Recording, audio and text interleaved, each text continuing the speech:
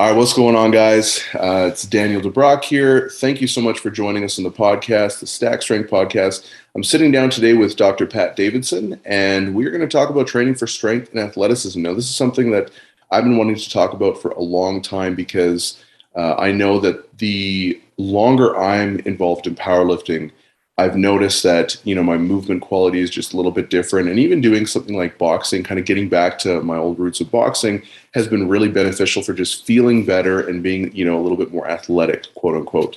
So first off, Pat, thanks so much for jumping on, man. It's been a little while since we've had you on, but it's always an interesting time when we have a conversation. Yeah, man, I'm looking forward to it.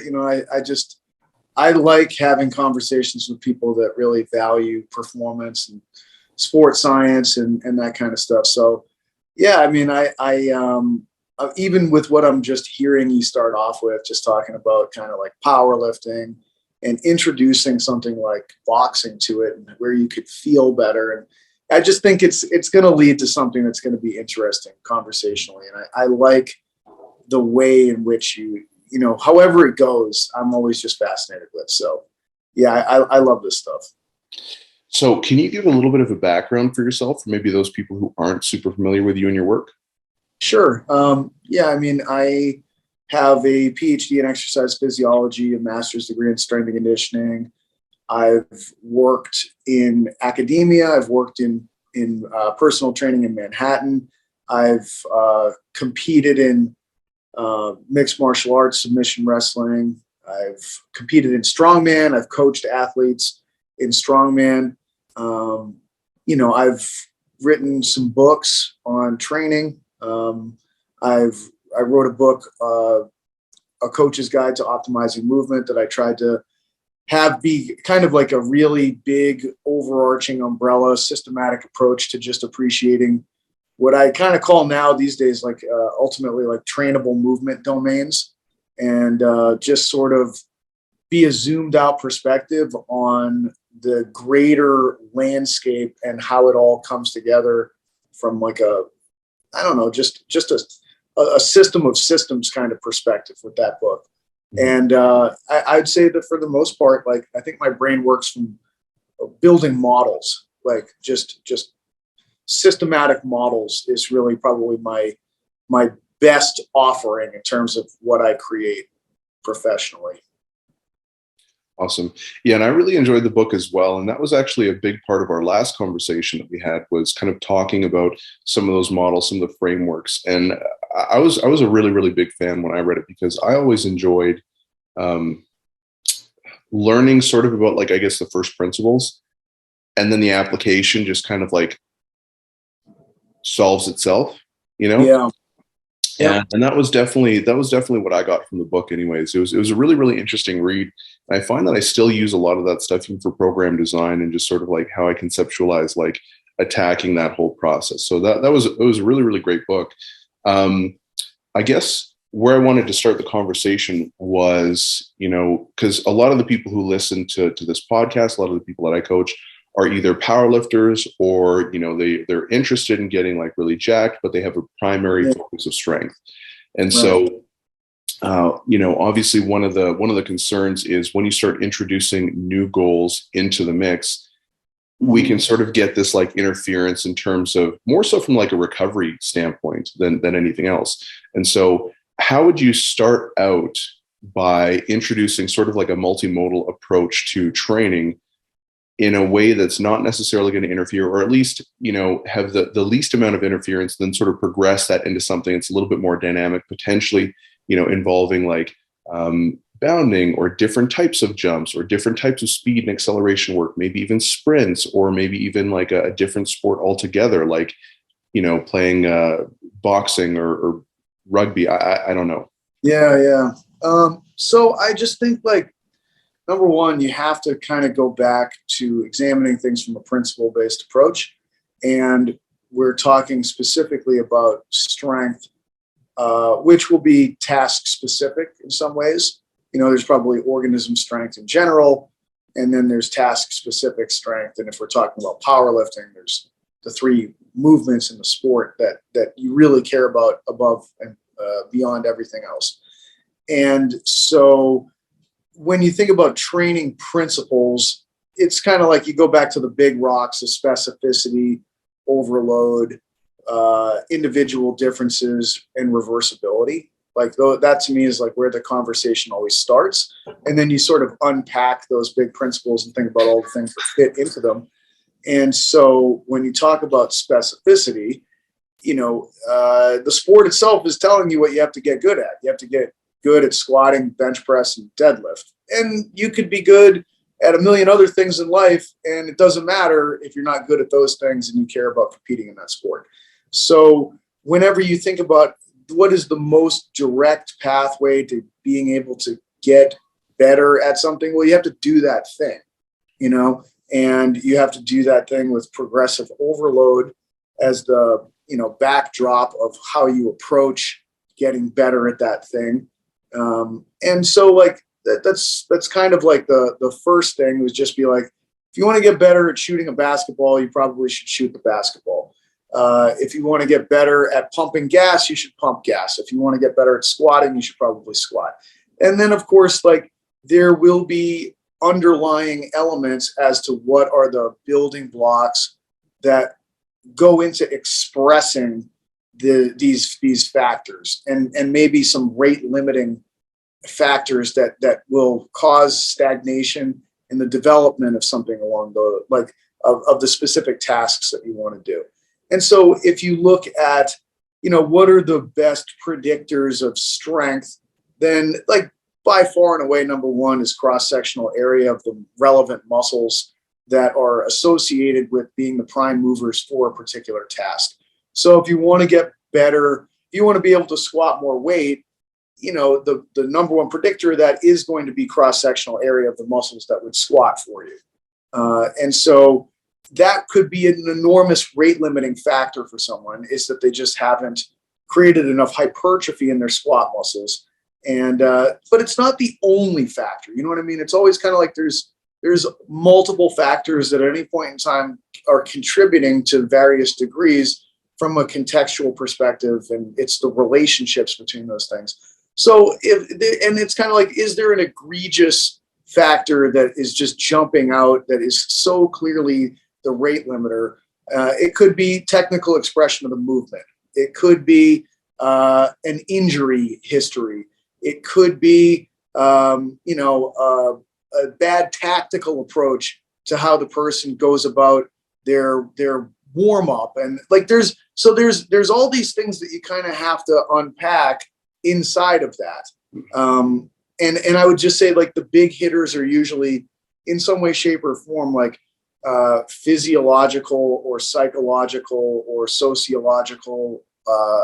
Those are oftentimes these key areas that you can kind of look at.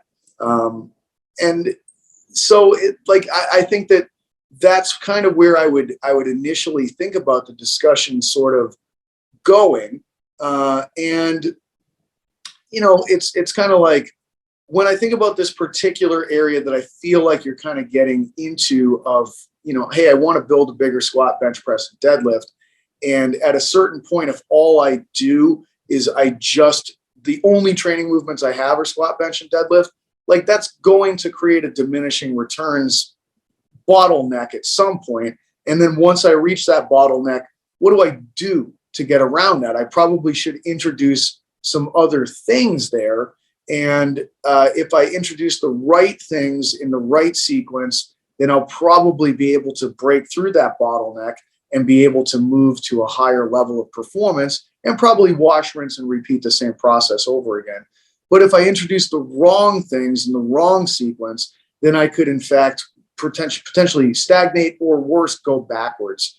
And so what kinds of things might be complementary and what kinds of things might be really, interfering and deleterious. So I think that when you start talking about those areas, like there's probably like a comparison of activities that are most similar and activities that are most dissimilar from a spectrum standpoint, and then figuring out like, well, what's actually a bigger interference point activities that are most dissimilar or activities that are most similar. And if I can then look at that, is there a dose-based response from dissimilar or similar that would create a bigger level of interference?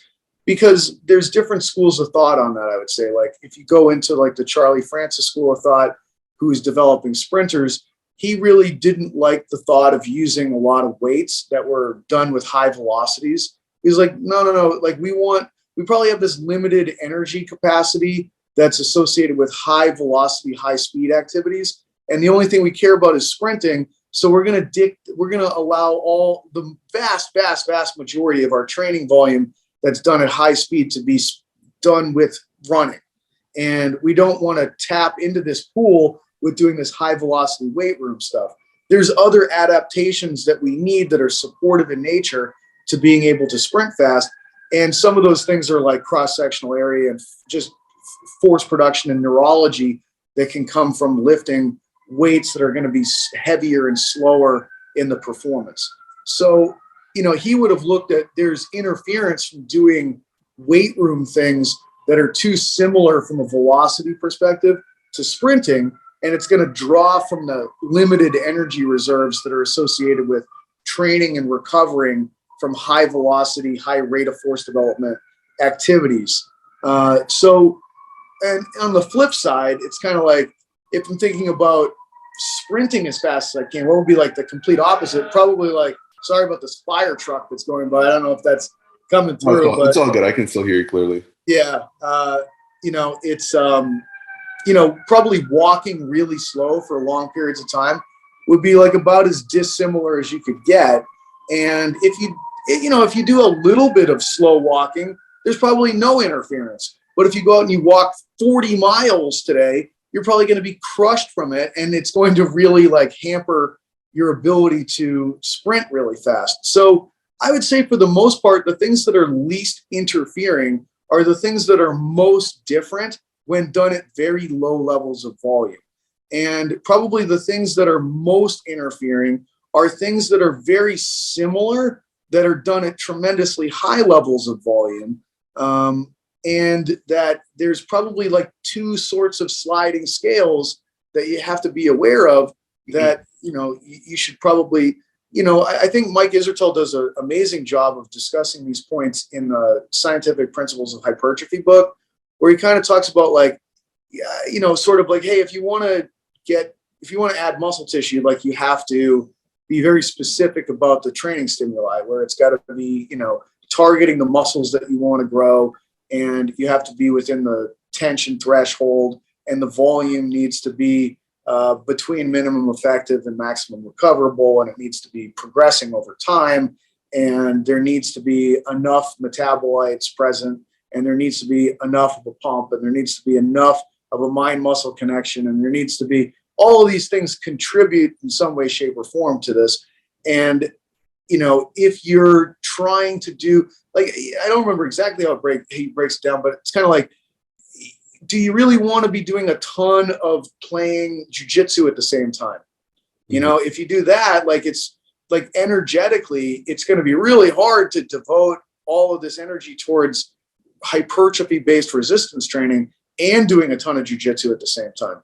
Like if you do something like your other activity is like very easy cardio, there's very little interference from that. It's like very, very, very different. And he's got it all kind of classified and categorized. And it's a better rendition of what I'm trying to say from a highly pinpointed, specific way of discussing the topic. But I think that I'm trying to capture some of the big hitter pieces of it, where it's like, you ultimately have to identify the primary thing that you're trying to train.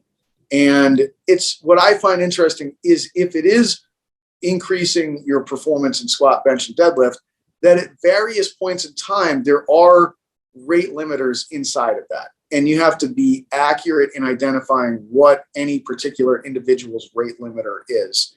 And then strategically attack that thing.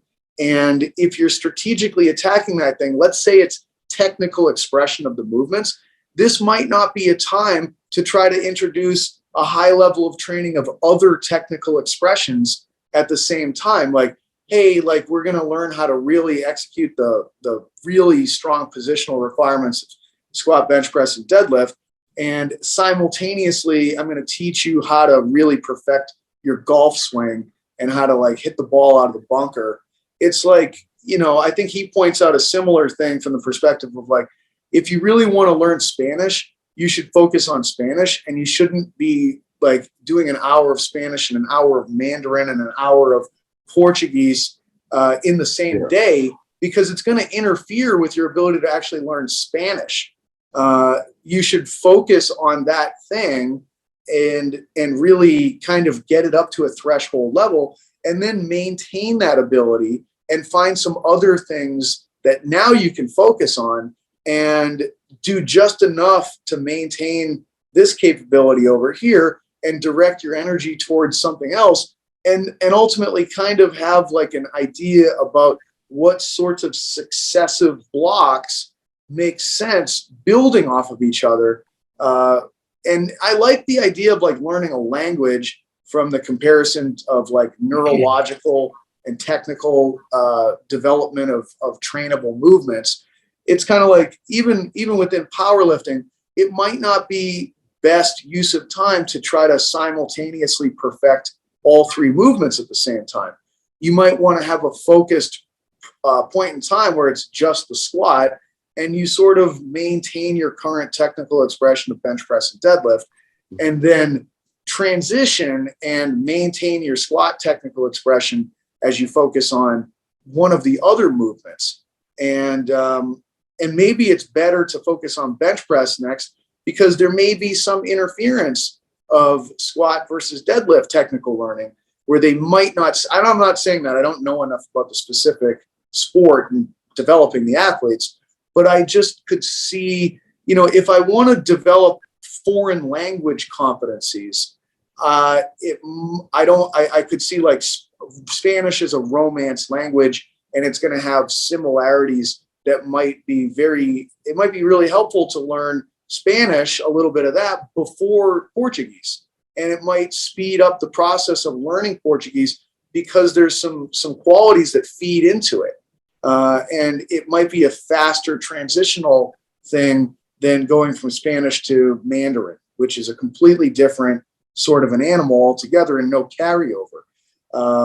So I don't know if that necessarily helps, but I just look at like, I would probably try to create categorical boxes around the fundamentals, the fundamental qualities that need to be in place to drive squat, bench, and deadlift upwards, and then to think about what is the most strategic sequencing of focus on a certain quality while other qualities are maintained, and then sort of going into the next block where I switch my focus and my maintenance variables. Yeah, no, that makes perfect sense. And I'm actually a huge fan of Mike's debate style of teaching as well. He always has like these fantastic examples. The one that you brought up of languages also is a really great example. Actually, interesting sidebar. I edited the hypertrophy, the Principles of Hypertrophy book a while back. So that was a really cool project. That's actually the first time I've ever edited a book before, so it was kind of cool. But yeah, one of the things you said, actually, I like that you started on like, first off, do you have your own program correct? Because that's one thing that when I get a new athlete in, a lot of the times, actually, this is funny. I was talking to my girlfriend about this the other day, where I had a new athlete come in, and they were a strongman athlete, and they had this program, and then they were like, "Okay, I want you to do my programming for me." So I started doing the programming, and it looked very, very similar. Like what I was doing and what he was doing looked very, very similar, and you can look and see the differences, but they're small. Mm-hmm. But in his program, he was like kind of making progress, kind of not. It was kind of inconsistent. And then on mine, he's just basically been hitting PRs every single week. And you look at them and they're very, very similar. But I just took out a lot of the junk, which basically allowed him to recover better, to allocate his energy much more effectively in the movements that are actually driving performance, and then take away some of the other fluff. And yes, I did make some changes in terms of how we were undulating things, But when you look at them, they're really damn similar, Yeah. which is really funny because you look at the difference between a good program, like a very good program, and a program that doesn't really deliver that much results, and they're not that different.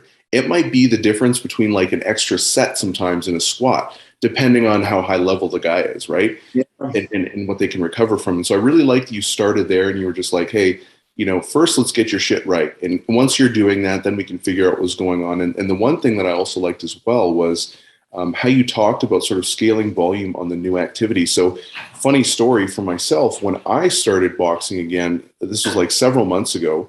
I used to be a high level amateur boxer. I was a champion way, way back then.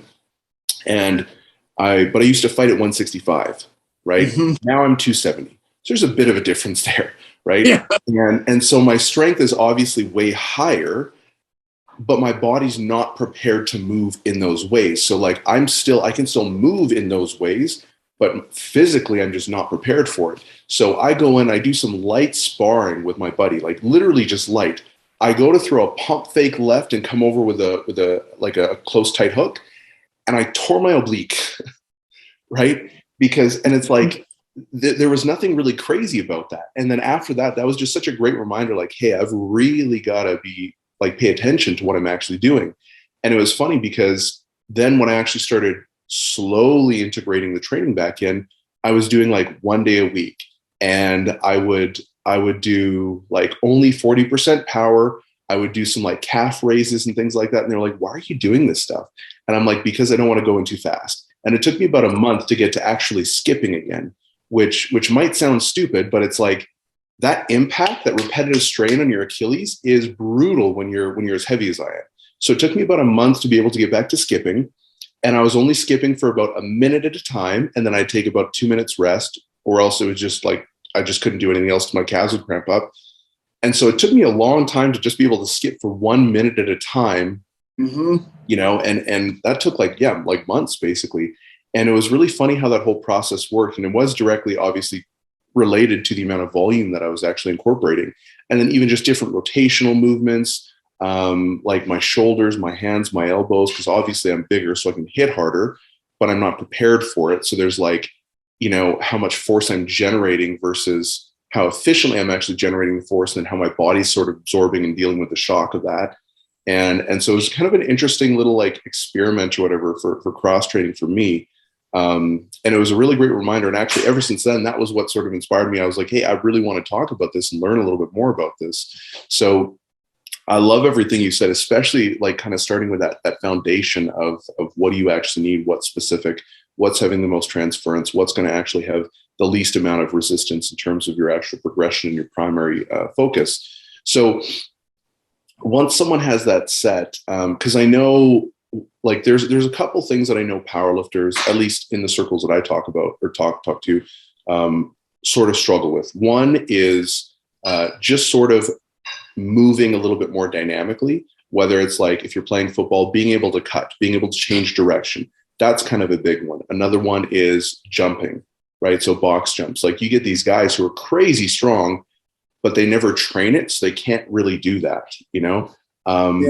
So incorporating that type of a little bit more dynamic type training, just to kind of narrow the focus a little bit, because rather than talking about tennis or boxing or all that stuff. Yeah. So how can we kind of move into that, and then also rotational based movements as well? So I think that a couple of things come to mind. Like, number one, do you need to do those things? And like, not necessarily, I would say. You know what I mean? Like, Sorry. This is just more for like for fun and just feeling okay. and stuff. Yeah. Not necessarily for all right. Well, so okay. I think that anyone can do anything. It's like, well, what's the reason that you're doing it? If the expressed intent behind it is fun, it's kind of like, all right, cool. That's great. Like, but let's appreciate the ways in which that might impact other things that you also care about, and let's scale it appropriately. And I think that the lessons learned that you talked about with like, hey, reintroducing boxing, and like, or like you throw like an easy hook and it's like your oblique tears, or you try to do some like stuff that you used to do and like your calves cramp after 30 seconds. And it's like I totally get that because of trying to reintroduce sprinting into my own life and starting it at, 5'6" tall, 230 pounds, and that just being like a really difficult modality to reintroduce with that level of body mass respective to height. And the like body weight changes everything about like the impacts and the absorption and the effects on the system.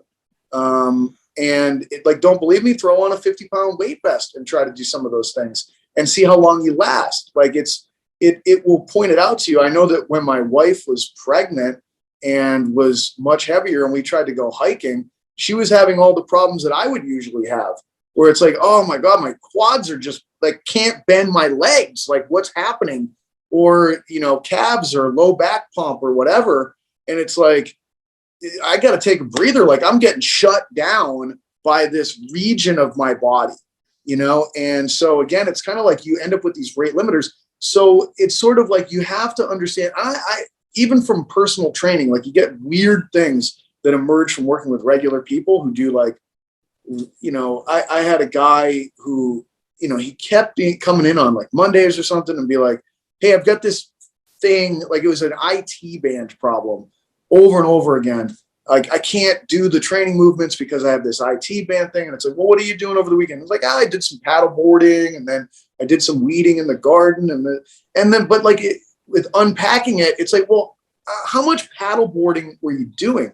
And it's like 6 hours or something like that. And it's like, oh, okay, well, this is like a factor that we have to consider. And like you unpack it and it's like this paddleboarding was driving the show when it came to this. And it's kind of like having this conversation of him being like, I love doing this. Like it takes my mind off of life and I'm just on the water and there's sun and it's like soothing. And I'm like, yeah, but you got to understand that it's also reflecting over here now.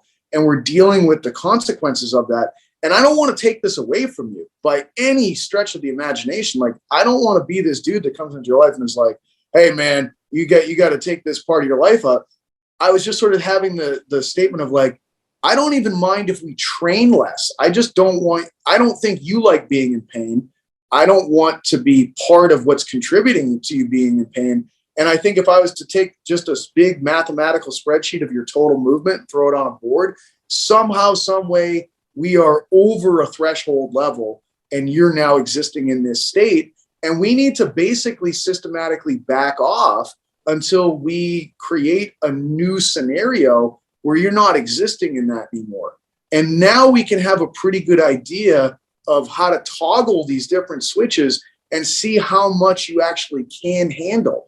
Like I need to ultimately sensitize you by doing less to the point where we're no longer in this state. And now we have a bit more of a blank slate to reintroduce and assess. And now we can move forward and understand how much of any of these things we can do and how much, if I increase the toggle on this one over here, it'll affect all these other things.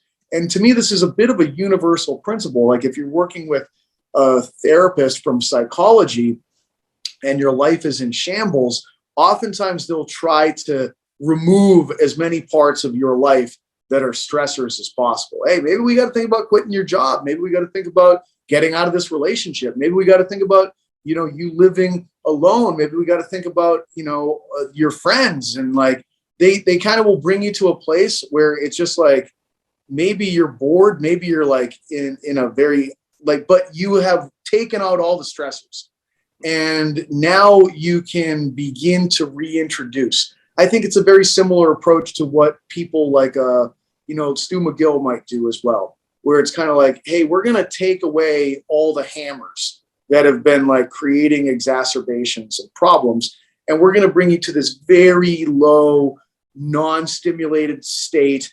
And from here, we're going to reintroduce and we're going to give you just a little bit. We're going to see what that tastes like now that we're in this very sensitive state to be able to examine responses. And so very similar here, I think, is what I think about this notion of like, hey, I got a power lifter, and you know what kind of sucks is being a power lifter because you do like fucking 3 movements and you bring them to like the Mount Everest of development. And a lot of the other physical elements of your life sort of go into the Marianas Trench because it's like, I can't turn, I can't shift. Like I'm just like a refrigerator with arms and legs sticking off of it. And I don't like tying my shoes or, you know, anything. Like it's just a lot of other movements become super hard based on like what has happened to you from an adaptation standpoint.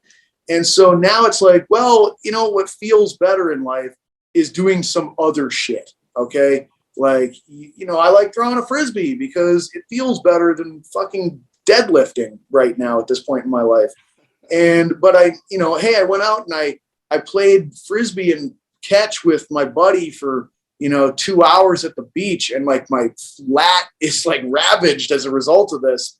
What happened? Like I really finally enjoyed myself moving for the first time in months, but like now I'm kind of fucked up from it. And it's like, well, yeah, let's figure out, even from a, you know, a load management perspective, how much fun you can have without it sort of taking away from other areas. Because like, you know, I've seen people try to reintroduce certain jumps, and like broad jumps or long jumps, whatever you want to call them, that will wreck you, particularly if you're heavy. Like if you go out and you do 2 sets of 8, you might wake up the next day with the most sore tibialis anterior you've ever had just from eating the landing on those things. Like the eccentric slowing down of moving into more dorsiflexion, that TA, man, like it's going to be screaming, and it might be sore for like weeks if you haven't done anything like that. And you are a large human and you've created a lot of like force production and internal resistance to a lot of your own movement. So it's like you have to be, and look, like I just would say that in general, the more you've moved yourself towards any realm of fitness and you've gone super far into specificity, like it sucks. I don't care what realm of fitness it is. It sucks to go that far into specificity. If you're a mile runner and like you're one of the best in the world at running the mile, every time you run the mile hard, it's probably the worst feeling in the entire world. You know, it's like, well, in training today, I have like my whole training today is I'm going to run the mile twice, and both times has to be 3 minutes and 55 seconds to 3 minutes and 48 seconds. Like that's just, and that probably brings you like to within like millimeters of your physiological limits and kind of feels like you're dying. And like, why would you ever do that to yourself? And guess what? Because it's a fitness quality, I have to progressively overload it. And next week, it means that I have to be between this window of like 3 minutes and 52 seconds and 3 minutes and 45 seconds. And if it's, you know what I mean? Like it probably is the worst experience that you could ever imagine. The same as like, hey, I'm an elite heavyweight power lifter, and today I have back squat, and there's like sets that I have 935 pounds for my work sets. Like that's got to be the worst feeling in the world. I can't even imagine that. Like your whole skeleton is just like getting crushed under this, and you can't even imagine it being worse. But it's like, hey, actually, it's got to be progressively overloaded, and next week has to be 940 pounds. And it's like, oh no. So there's all these things in the body that will fight back against specific progressive overload. And it's almost like, well, how much can your organism tolerate that level of deviation from comfort? And there's just different rate limiters that will probably push back on you. And anything that you can do that is divergent from that, that is not specific to this horrendous level of stress that's required to actually be developmental for this realm of fitness that you've literally taken to a Mount Everest level of development. It's such a gnarly level of stress that like the tolerance to it just decreases over time. And it's like, how desensitized can you make yourself and experience that level of stress? Like, and that's the individual differences part from a principles perspective in my mind. Mm-hmm. Yeah, it's funny actually, because a lot of the times too, when thinking about these things, I've noticed that people will, and when I was starting out, I was the same way. You'll look at something in isolation and say, is that difficult? Like you might see someone squatting and they're doing, a certain amount of weight for a certain amount of reps, and you're like, oh, that's really impressive. But I'm almost there. I can, maybe do a few reps shy of that. And he's really good. So I must be pretty similar. And it's like, yeah, but he's doing that after his deadlifts, after 6 weeks of training when fatigue is, you know what I mean? And so it's like these things Mm-hmm. don't exist in isolation. And so if you're going for a run, you might be like, oh yeah, mile run, that's not too bad. I could easily do that. Why not just start at like 2 or 3 miles? It's going to be really easy. But then you're like, okay, but you're also training. When you used to do that before, were you also lifting like this? Did you have that high output and all that stuff? So it's interesting when you start thinking of things a little bit more like holistically, as opposed to just sort of in like little separate buckets that don't actually have any sort of communication with each other. Yeah. And so in terms of I guess managing training volume, like even one thing, I do coach a couple athletes, for instance, who are predominantly strength athletes, but they also are in the military. And so every now and then they have to go in, do testing, they have to do runs, they have to do rucks with like, 50, 70, 80 pound, of gear on their back. And so that obviously changes things. And so even for some of these individuals, they'll be like, oh yeah, well, I used to run. And you always kind of seem to remember where you were at when you were at your peak. And that's when you're Mm-hmm. comparing yourself. I remember I definitely did that when I was boxing, and I was like, oh, I could easily do this. And I was like, oh no, I cannot. And Yeah. it's pretty humbling pretty quickly. And so I remember like I took off one of their actual resistance training days because we actually had to do a fair amount of volume for running, and for the specific type of training that they were doing was actually fairly intensive for the Army. And so we were getting them to do rucks. We had to get them to do like some kind of isometrics, yielding eccentrics, different things like that to really just build up some resiliency in their lower body. And one of the things that I had him doing was just a run, but it was like I started him off with 1 mile, very slow pace. And then he would do 1 mile later in the week at a moderate pace. And that was it. And he was like, this is really easy. And I'm like, okay, are you feeling good? And he's like, yeah. I'm like, is your training still going well? Yeah. Are you improving in all the metrics that are really important for your Army? And he's like, yeah. And he's like, yeah, but it just feels really easy. I'm like, okay, so what's the objective here? Is the objective to feel like you got a good workout, or is the objective to perform? And a lot of the times people conflate those things. And I have athletes do that quite often, actually, where they're like, hey, like, I just feel like this is a little easy. I feel like, my I'm doing way less volume than when I was training on my own. And I was like, okay, well, how was training on your own? Were you getting these results? And they're like, no. And I'm like, okay, well, you're not supposed to feel fucking beat up all the time. Like you should feel, and other people might disagree with this, but I'm a big believer in like, you should feel fresh. Like, yeah, you're going to feel stiff. Yeah, you're going to all that stuff. Sure, whatever. You're going to be a little sore. Not a big deal. But you should feel good going into your training, you know? And if you can stack up like just successful day over successful day over successful day, I really struggled to see how you wouldn't get stronger or build more muscle or become faster or be more explosive or whatever, and so it's like it doesn't necessarily need to be this like big crazy thing. And I think just respecting the fact that it does take a little bit of time to actually adapt to a new thing you haven't done, even if you used to do it at a very high level. If you haven't Mm-hmm. done it, man, that's a difficult transition, especially with the additional wear and tear of what you are doing at the moment, you know. Yeah, I just look at it like, how far developed is this thing? Yeah, And you just have these yeah. different qualities that exist. And if something is very much not developed, it's very easy to develop that in the initial stages. If something is incredibly developed and near the limits of where you currently are from your ability to improve that thing, it's probably going to suck to do whatever it is that's necessary to develop that thing.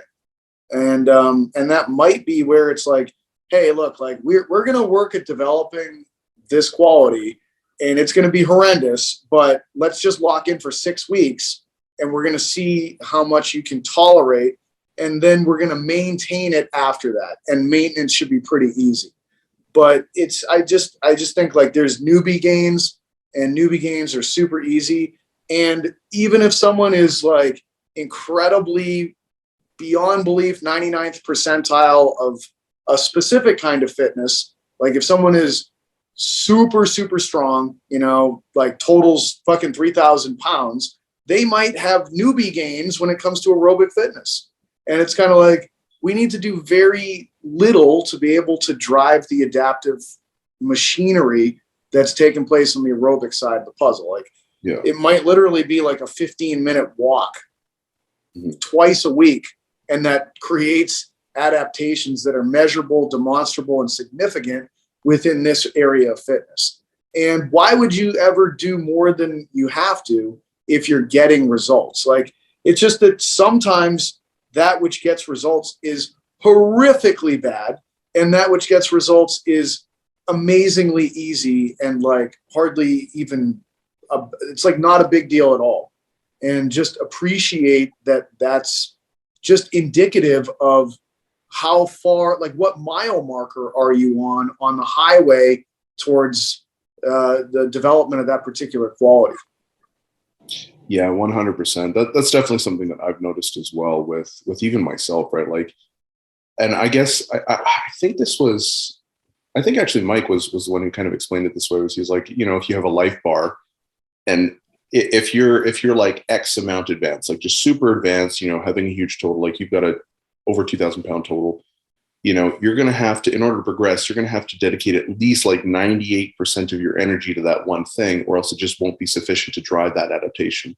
And so now you've got 2% of a reserve, so you got to be really, really meticulous in terms of how you allocate that additional energy, or, it'll just be a little bit too much and you just won't be able to progress. And sometimes it can be that much. I mean, you got to be super elite for it to be obviously something like that. But I mean, there's plenty of super elite people out there. And even just from like a perspective, like a sort of concept standpoint, like it stands to reason that it is something you do need to pay attention to, obviously. Right. That's really cool. So in terms of plyometrics, I guess, because that's something that I know a lot of people, well, a lot of the guys from my gym are like monstrous. Like I'm 270. I'm very much average size over there. Like everyone else is just a bunch of freaking monsters over there. Yeah, I get it. You're just in Jurassic Park. Yeah, basically. Yeah. Even the women are just super jacked. And so, it's funny because we're all strong. So when we do things, you can be like, oh, like I can see the potential for jumping. I can see the potential for sprinting. But because the movement skill, like the competency in those movements is just so low, right? Yeah. You don't see it really expressed, but you see them jump and they just kind of float and you're like, oh, whoa. Like if you actually learned how to jump properly, you could have like a crazy vertical. So how can you give like a little bit of a breakdown, maybe just in terms of, obviously it's going to be very broad, but just in terms of like, things that are maybe a little bit more fatiguing, and then scaling that down, just so people can kind of have an idea where to start. You did a great job with like walking versus running and sprinting and things like that. So yeah, I look at when I'm trying to develop, and I break plyometrics down into like large amplitude displacements versus small amplitude displacements, like pogos versus jumps in some ways. You know what I mean? Yeah. And so if we're talking about large amplitude displacements, like really kind of like maximal jumping for height or for distance, and trying to develop some of the plyometric qualities that would lead you towards that trajectory.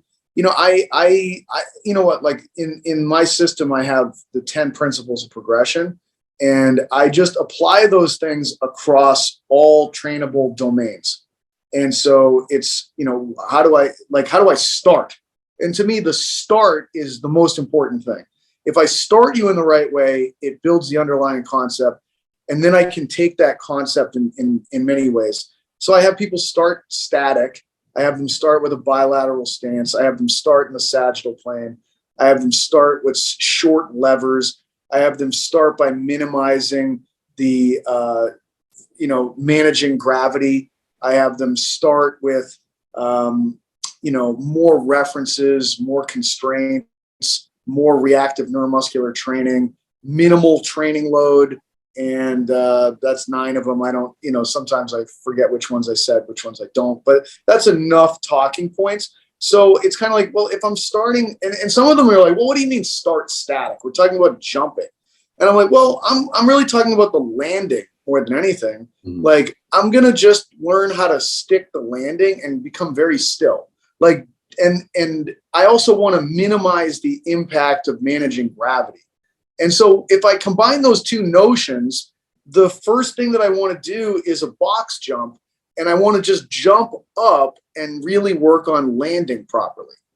Because when I think of plyometrics, it's not even the jump that you're currently doing that I'm really all that interested in. It's the next jump, because a plyometric has to have the stretch shortening cycle of eccentric to isometric to concentric in terms of like, absorption, catching, and redirecting the forces. But if you can't absorb and stop, well, then that's like just the first line of approaching this thing. So I want to have you jump up, and I'm taking gravity out of the equation by having you do a box jump, because you're not accelerating back towards the ground. You're just going up. There's like a 0 acceleration or deceleration point at the top of the jump, and you're just landing there. So it's a lot easier to manage gravity. It's going to be a sagittal plane, bilateral stance jump and landing. And, it's minimal load.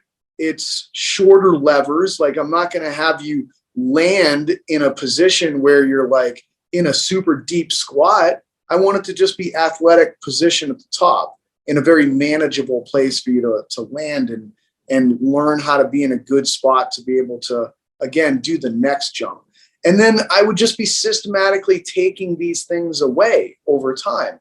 We're going to go from, we're going to make managing gravity more difficult. So I might lower the height of the box as a progression. Like, everybody's always trying to raise the damn box. I'm like, no. The point is to let the person absorb more force at the landing point. So you do that by actually having, if you really wanted to make it, you'd have a deficit. Like, you'd jump over something and then the ground is lower on the other side. That's really like, and that's kind of the premise of like depth drops and depth jumps.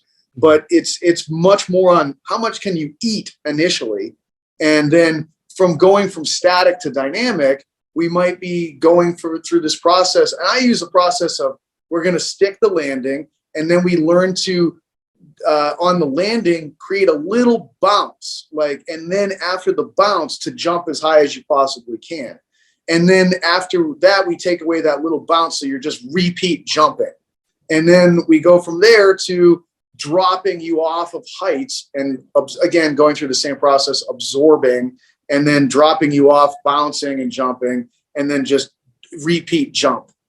So, I just look at it again, like, I think that I make bad decisions on the fly and in the moment, and I have a bad memory. So I just try to write everything down, and I stick with exactly the principles that I wrote down. So, and if I just follow those principles, they just tell me how it should unfold. So I would start with, these bilateral stance, sagittal plane jumps. And then the next kind of jump I would introduce after the person's competent is a front back stance, sagittal plane jump. And that has 2 categories: single leg jumps and split squat jumps. And then after the person's competent with the similar kind of progression in terms of difficulty of exercise, because it follows the same thing: box jump to jump to stick on the ground, to jump to bounce to jump to jump to depth drop to depth jump. That's always like kind of how it unfolds inside of every domain. But then once the person's competent in front back stance, sagittal plane, then I would go to bilateral stance, frontal plane. Then I would go to front back stance, frontal plane, lateral stance, frontal plane. Then I go to bilateral stance, transverse plane, front back stance, transverse plane, and lateral stance, transverse plane. With all of these things having it's kind of like I have principles that are inside of larger principles. And the largest principle is the principle of ground. And there being 2 kinds of ground: external ground and internal ground. And external ground are just surfaces and objects that are immovable that you can push against to create force. Like a leg press, for instance, is a super high external ground exercise because you have a backrest, you have a seat, you have handles, and with that amount of external ground, you're able to produce the highest level of prime mover force that you can imagine. And then on the other end of the spectrum, there's like these clear and obvious low external ground exercises, like a, I don't know, rear foot elevated in a TRX strap split squat, where it's like I have no anchor from the external environment. And as a result, I'm required to create internal ground, which is based on stiffening parts of my body so that they don't move while other parts move relative to those things. And I just look at it like you have different developmental trajectories where some athletes want a significant amount of muscle mass acquisition. And I usually keep them more on the side of high external ground activities.